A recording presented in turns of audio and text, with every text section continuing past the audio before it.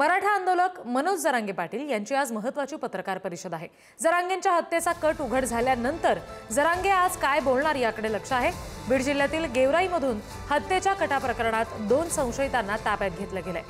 षडयंत्रामागे असलेल्यांची नावं जरांगे पाटील उघड करतील अशी शक्यता आहे। हत्येच्या कटाच्या माहितीनंतर अंतरवालीत समर्थकांची प्रचंड गर्दी झाल्याचं पाहायला मिळालं।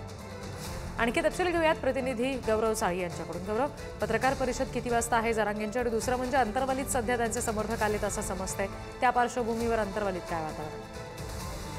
खऱ्या आपण जर बघितलं तर आज अंतरवाली सराटीमध्ये मराठा आंदोलक मनोज जरांगे हे जे आहेत ते महत्त्वाची पत्रकार परिषद घेणार आहेत। आपण जर पाहिलं तर काल त्यांच्या कटात म्हणजे हत्येचा कट जो आहे तो उघडकीस आला होता आणि या प्रकरणी पोलिसांनी दोघांना ताब्यात घेतलेला आहे गेवराई येथून। आणि याच प्रकरणी माहिती देण्यासाठी आज जरांगे हे सकाळी 11 वाजता अंतरवालीमध्ये पत्रकार परिषद घेऊन आपली बाजू मांडणार आहेत।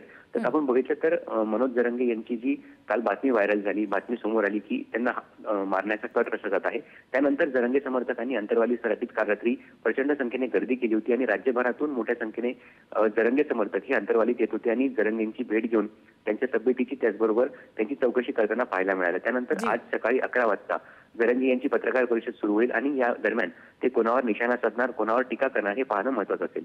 त्याचबरोबर आपल्या हत्येचा कट रचला जात आहे असं जरांगेंनी मान्य केलेलं आहे आणि हा कट नेमका कोणी रचला याचा भांडाफोड देखील आजच्या पत्रकार परिषदेत जरांगे करू शकतात।